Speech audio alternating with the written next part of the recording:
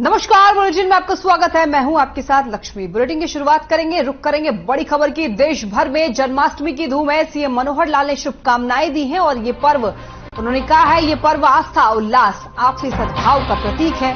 ये महापर्व सभी के जीवन में खुशहाली लेकर आए। देश भर में कृष्ण जन्माष्टमी की धूम है। हर तरफ लोग आस्था में डूबे हुए हैं। खासतौर पर आज के दिन मथुरा वृंदावन में आज भक्तों का तांता लगा होता है। हर मंदिर में इस वक्त आज के दिन हर मंदिर में भक्तजन पूजा करने के लिए पहुंचे होते हैं। भारी भीड़ आज के दिन देखने को मिलती है। देश भर में कृष्ण जन्माष्टमी की धूम है। इसे लेकर मुख्यमंत्री मनोहर लाल ने भी सभी को शुभकामनाएं दी है। मुख्यमंत्री मनोहर लाल ने कहा है कि ये पर्व आस्था, उल्लास और आपसी सद्भाव का प्रतीक है।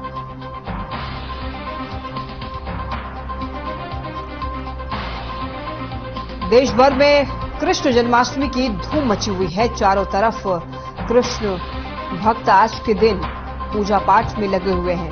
आज के दिन भगवान कृष्ण ने अवतार लिया था। आज का ये दिन खासतौर पर मथुरा वृंदावन में बड़े ही धूमधाम से मनाया जाता है। आज के दिन भक्तजन कई तरह के कार्यक्रम भी करते हैं। ये पर्व आस्था का प्रतीक है, ऐसा मुख्यमंत्री मनोहर लाल ने ट्वीट में लिखा है। मुख्यमंत्री मनोहर लाल ने सभी को शुभकामनाएं भी दी है और कहा है कि ये पर्व आस्था, उल्लास और आपसी सद्भाव का प्रतीक है। ये आप टीवी स्क्रीन पे ट्वीट देख सकते हैं मुख्यमंत्री मनोहर लाल का। देश भर में कृष्ण जन्माष्टमी की धूम मची हुई है। चारों तरफ कृष्ण जन्माष्टमी को लेकर भक्तों का मंदिरों में तांता लगा हुआ है। हर तरफ मंदिरों में भक्तों की भारी भीड़ देखने को मिली है। खासतौर पर आज के दिन मथुरा और वृंदावन में भक्तजनों का भीड़ उमड़ा हुआ है।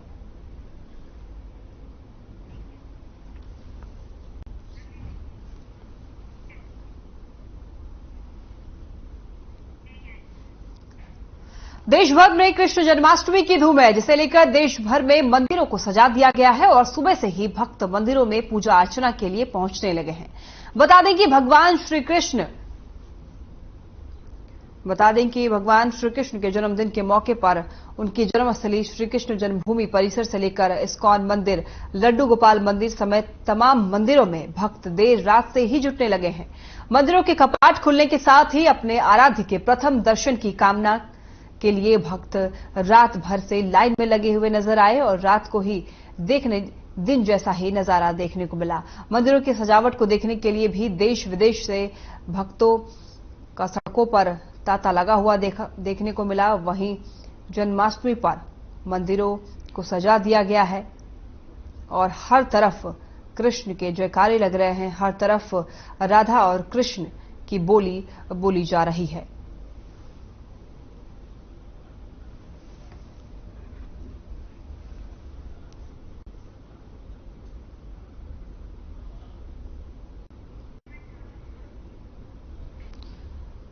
आज के दिन श्री कृष्ण जन्माष्टमी की हर तरफ धूम मची हुई है। देश भर में कृष्ण जन्माष्टमी को लेकर खासा उत्साह देखने को मिल रहा है। भक्तों के बीच में सारे मंदिरों को सजा दिया गया है। भक्तों का हर तरफ मंदिरों में तांता लगा हुआ है।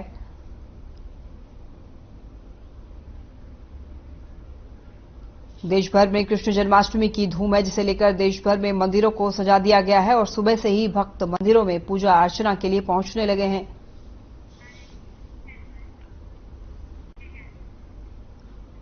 हरियाणा में एक दिन में कोरोना के 953 नए मामले सामने आए हैं और प्रदेश में कोरोना के चलते 2 लोगों की मौत भी हुई है और वहीं 908 लोगों ने कोरोना को मात भी दी है, जिसके चलते कोरोना का रिकवरी रेट 98.62% पहुंच गया है। वहीं पिछले 24 घंटे में बात करें अगर सिर्फ गुरुग्राम की, तो गुरुग्राम में 557 नए पॉजिटिव केस मिले हैं। वहीं फरीदाबाद में 81 नए संक्रमित मामले मिले हैं। इसके अलावा हिसार में 22 और पंचकुला में 57 नए केस मिले हैं। रोहतक में 27 और झज्जर में 21 केस मिले हैं। अगर बात करें प्रदेश में एक्टिव केसों की, तो फिलहाल प्रदेश में कोरोना के 3728 केस एक्टिव हैं, जबकि 10,662 लोगों ने अब तक कोरोना से जान भी गंवाई है। हरियाणा में एक दिन में कोरोना के 953 नए मामले सामने आए हैं। प्रदेश में कोरोना के चलते 2 लोगों की मौत भी हो गई है और 908 लोगों ने कोरोना को मात भी दी है, यानी कि 908 लोगों ने भी कोरोना से रिकवर हुए हैं और इसी के कारण कोरोना का रिकवरी रेट 98.62% पहुंच गया है। वहीं पिछले 24 घंटे में सिर्फ गुरुग्राम में 557 नए पॉजिटिव केस मिले हैं, जबकि फरीदाबाद में 81 नए संक्रमित मामले मिले हैं। इसके अलावा बात करें अन्य जगहों की तो हिसार में 22 और पंचकुला में 57 नए केस मिले हैं और रोहतक में 27 तो झज्जर में 21 केस मिले हैं। वहीं अगर बात करें प्रदेश में एक्टिव केसों की तो फिलहाल प्रदेश में कोरोना के 3728 केस एक्टिव हैं। हरियाणा के मुख्यमंत्री मनोहर लाल ने हथनीकुंड डैम की प्राथमिक रिपोर्ट को मंजूरी दे दी है। उन्होंने कहा है कि हथनीकुंड डैम हरियाणा सरकार का एक महत्वाकांक्षी प्रोजेक्ट है। इस प्रोजेक्ट के निर्माण में ये रिपोर्ट बेहद अहम है। बैठक के दौरान मुख्यमंत्री ने कहा है कि पानी धरती का एक अमूल्य तत्व है और हर वर्ष बारिश के दिनों में पानी बर्बाद होता है और यमुना नदी के क्षेत्र में बाढ़ आती है। इसी के चलते हरियाणा सरकार ने हथनीकुंड में डैम बनाने का निर्णय लिया है। इस डैम का कैचमेंट एरिया लगभग 11,170 स्क्वायर किलोमीटर में होगा। वहीं डैम हिमाचल प्रदेश, हरियाणा, उत्तराखंड और उत्तर प्रदेश के क्षेत्र में बनाया जाना है। इसके बनने से हरियाणा को न केवल बिजली मिलेगी बल्कि पानी की आपूर्ति भी होगी। हथनीकुंड डैम की वार्षिक बिजली उत्पादन क्षमता 763 MU होगी। वहीं केंद्रीय जल आयोग की आवश्यकता के अनुसार DPR तैयार करने के लिए सबसे पहले CWC की सैद्धांतिक सहमति प्राप्त करने के लिए प्रारंभिक रिपोर्ट तैयार करना आवश्यक है।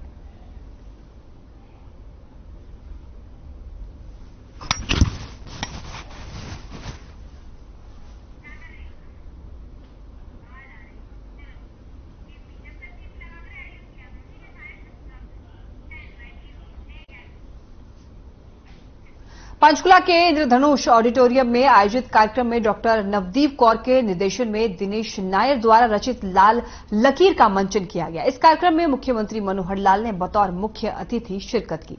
लगभग 1.5 घंटे के नाटक में देश के बंटवारे को बारीकी और संवेदनशीलता से दिखाया गया।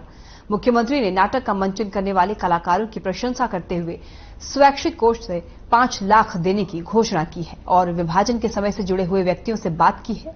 उन्हें शॉल भी भेंट किया गया है। नाटक के सभी प्रतिभागियों को सर्टिफिकेट देकर उन्हें सम्मानित किया गया। पंचकुला के इंद्रधनुष ऑडिटोरियम में आयोजित कार्यक्रम में डॉक्टर नवदीप कौर के निर्देशन में दिनेश नायर द्वारा रचित लाल लकीर का मंचन किया गया। इस कार्यक्रम में मुख्यमंत्री मनोहर लाल ने बतौर मुख्य अतिथि शिरकत की। लगभग 1.5 घंटे के नाटक में देश के बंटवारे को बारीकी और संवेदनशीलता से दिखाया गया।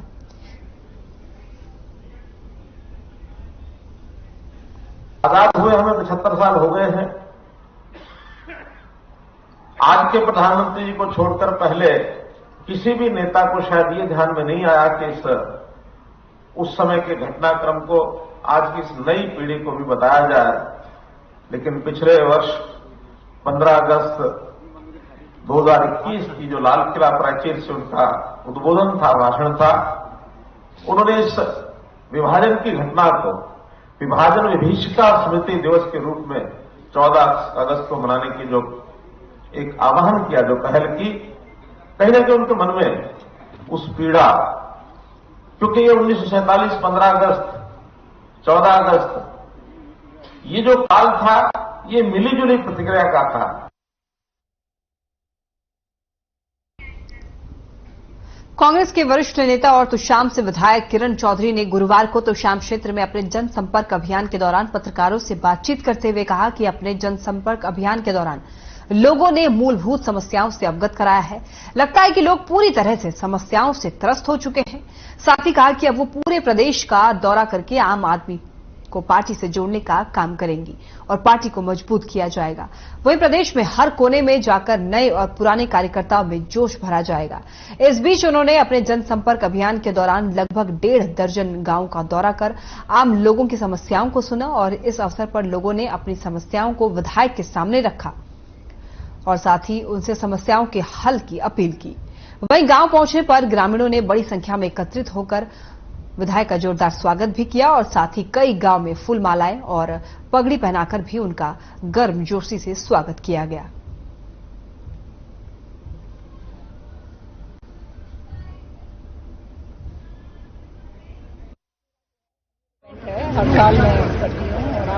हर एक गांव के अंदर मैं जाती हूँ ये देखने के लिए कि क्या कुछ हो गया है, क्या समस्याएं हैं, किस तरह से उनका समाधान निकालें। तो आपने देखा है कि समस्याएं ही समस्याएं हैं। बेचारे जो हैं इतनी समस्याओं के साथ शब्द हैं कि अब बोलने के लायक ही नहीं रहे बेचारे, इतने बुरे हाल हो रहे हैं गाँव के अंदर।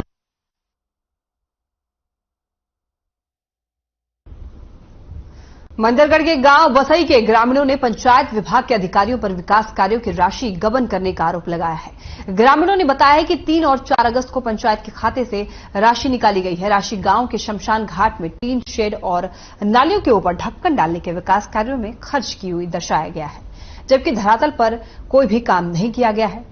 वहीं ग्रामीणों को गबन के मामले की भनक लगी तो उन्होंने विरोध शुरू किया। इसके बाद पंचायत विभाग में भी हलचल मच गई। ग्रामीणों का आरोप है कि अब पंचायत विभाग मामले के उजागर होने के बाद रातों रात काम कर लीपापोती करने की कोशिश में जुटा हुआ है, जिसके बाद उन्होंने सरकार से मामले की पूरी जांच कर दोषी अधिकारियों के खिलाफ सख्त कार्रवाई की मांग की है।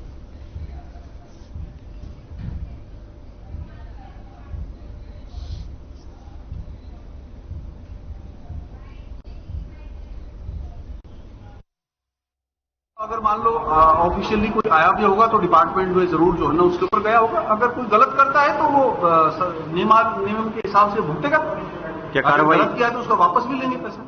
ये जो ग्राम पंचायत की जो फंड होता है उसमें से 3 या 4 अगस्त को 20-22 लाख रुपए निकाले गए हैं और जो काम हो रहा है वो ऑलरेडी कागजों में पहले हो चुका है।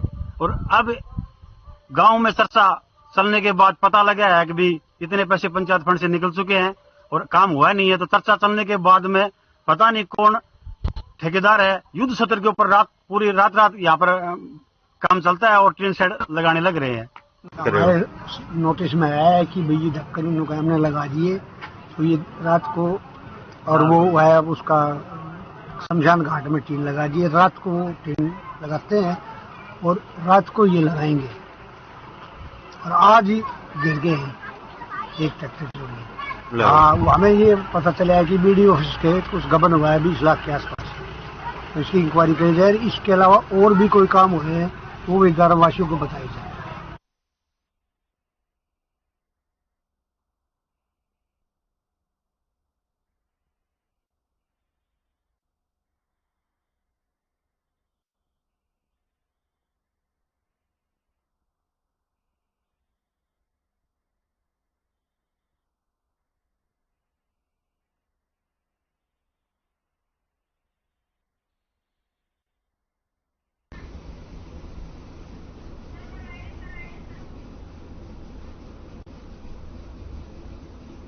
राशि गांव के शमशान घाट में टीन शेड और नालियों के ऊपर ढक्कन डालने के विकास कार्यों में खर्च की हुई दर्शाया गया है, लेकिन जमीनी हकीकत तो ये है कि कोई भी काम नहीं किया गया है।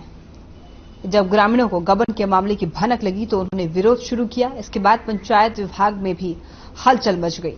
वहीं ग्रामीणों का आरोप है कि अब पंचायत विभाग मामले के उजागर होने के बाद रातों रात काम कर लीपा पोती करने की कोशिश में जुटा हुआ है। इसके बाद उन्होंने सरकार से मामले की पूरी जांच की मांग की है।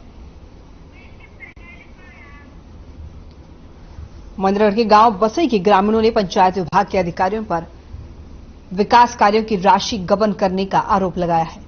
ग्रामीणों ने बताया है कि 3 और 4 अगस्त को पंचायत के खाते से राशि निकाली गई है।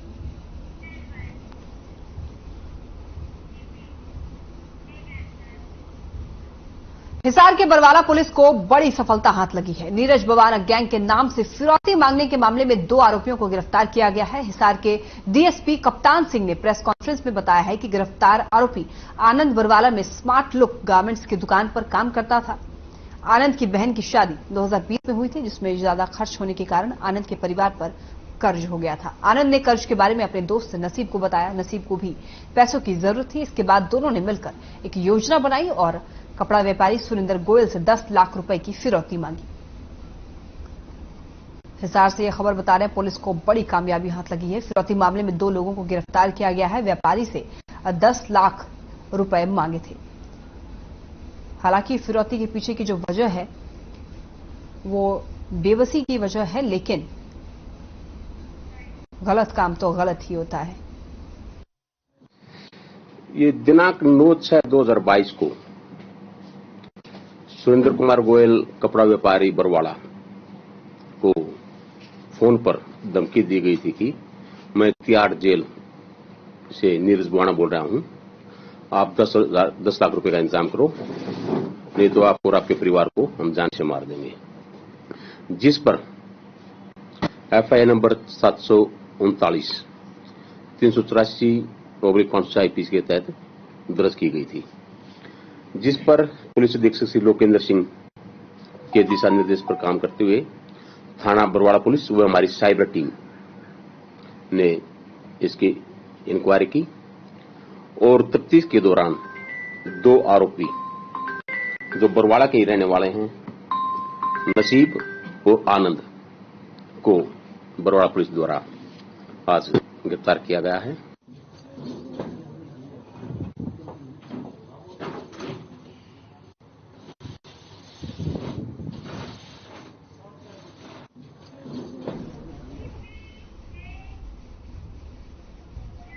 महेंद्रगढ़ में एक शख्स की बाइक डिग्गी से 2,45,000 रुपए चोरी करने का मामला सामने आया है। पुलिस ने पीड़ित व्यक्ति की शिकायत पर मामला दर्ज कर कार्रवाई शुरू की। पीड़ित अपनी बाइक को बालाजी चौक पर खड़ी करके फल खरीदने लगा तो मौके पर देखकर एक युवक ने बाइक की डिग्गी खोलकर उसमें से पैसे चुरा लिए और मौके से फरार हो गया। ये पूरी वारदात पास में लगे एक CCTV में कैद हो गई। पीड़ित ने इसकी शिकायत पुलिस में दी। पुलिस ने इस मामले की जांच शुरू करते हुए टीमों का गठन भी कर दिया है।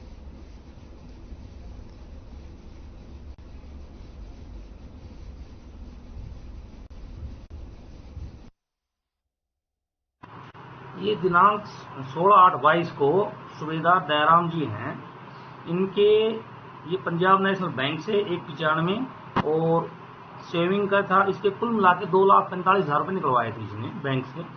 और वहां से निकलवाने के बाद मोटरसाइकिल पे थे और मोटरसाइकिल पे बाजार में अपनी सब्जी वगैरह खरीद रहे थे, तो डिग्गी में पैसे थे इनके। तो किसी नाम का नाम मालूम व्यक्ति ने इनकी डिग्गी से ना 2,45,000 रुपये ले लिए। खबर पुंडरी से है, जहां RTO डिपार्टमेंट प्रादेशिक परिवहन प्राधिकरण कैथल पर वाहन चालकों ने गंभीर आरोप लगाए हैं। बता दें कि वाहन चालकों ने बताया है कि प्रादेशिक परिवहन प्राधिकरण कैथल के कर्मचारियों ने उनके साथ छीना झपटी कर मोबाइल गाड़ियों की चाबी और कागजात छीन लिए हैं और एक ड्राइवर ने तो कपड़े तक फाड़ने का आरोप लगाया है। वहीं एक वाहन चालक ने पत्रकारों से बात करते हुए बताया है कि प्रादेशिक परिवहन प्राधिकरण एक कर्मचारी ने उनकी गाड़ी को रोककर छीना झपटी की और उसकी जेब से मोबाइल और कागजात भी छीन लिए।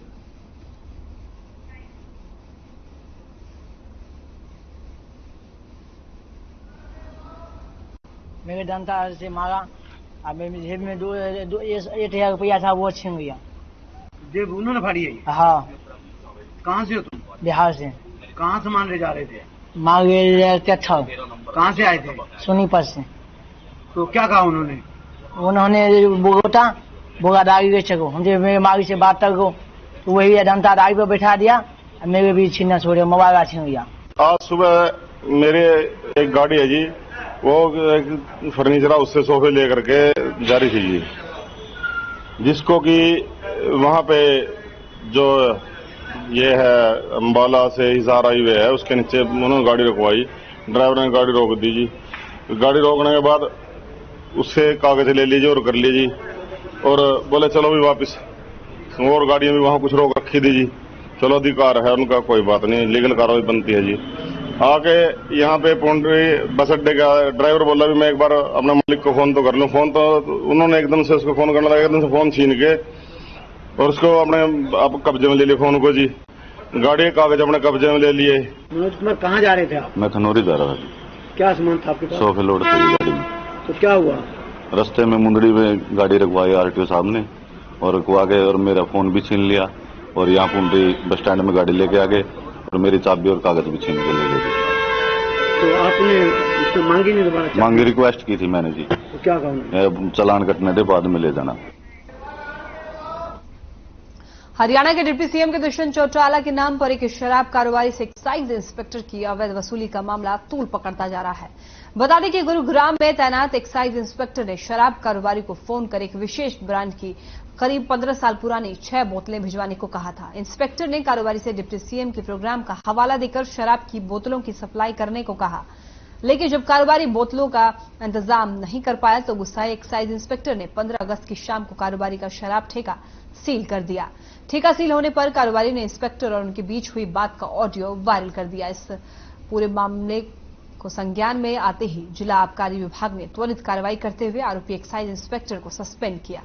इतना ही नहीं, जिस ठेके को सील किया गया था उसे भी डी सील कर दिया गया। और इस पूरे मामले में एक्साइज कमिश्नर का कहना है कि आरोपी अधिकारी के खिलाफ इंक्वायरी मार्क कर दी गई है और विभाग को भी सूचित कर दिया गया है। विभाग के द्वारा जल्द ही इस पूरे मामले की जांच कर रिपोर्ट दी जाएगी और उसके आधार पर कार्रवाई की जाएगी।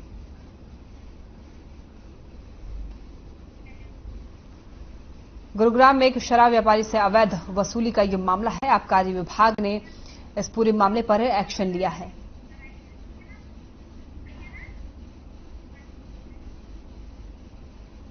एक शराब व्यापारी से अवैध वसूली का यह मामला है, जहां पर एक इंस्पेक्टर ने दबंगई दिखाते हुए शराब व्यापारी को अपने घर में कुछ बोतलें भिजवाने को कही थी। नहीं भिजवाने पर इंस्पेक्टर ने व्यापारी के ठेके को सील कर दिया। इसके बाद व्यापारी ने इंस्पेक्टर और अपने बीच हुई बातचीत का वीडियो लोगों के बीच वायरल कर दिया।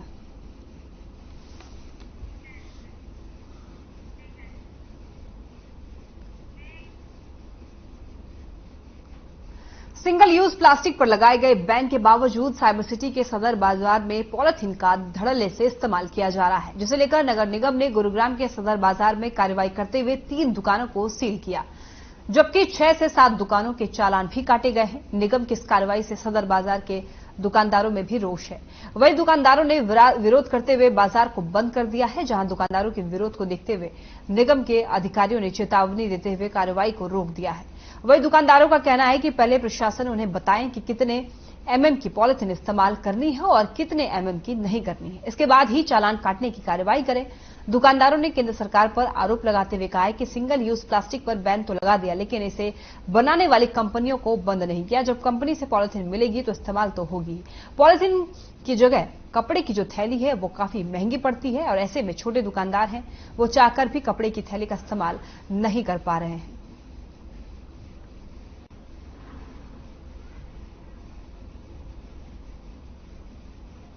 सिंगल यूज प्लास्टिक पर नगर निगम पन्नी को लेकर यह है कि हम पन्नी मतलब कौन सी यूज करें, हमें ये बताया जाए। मतलब कागज के लिफाफे में 5 किलो का माल तो आता नहीं, होलसेल का सबका काम है।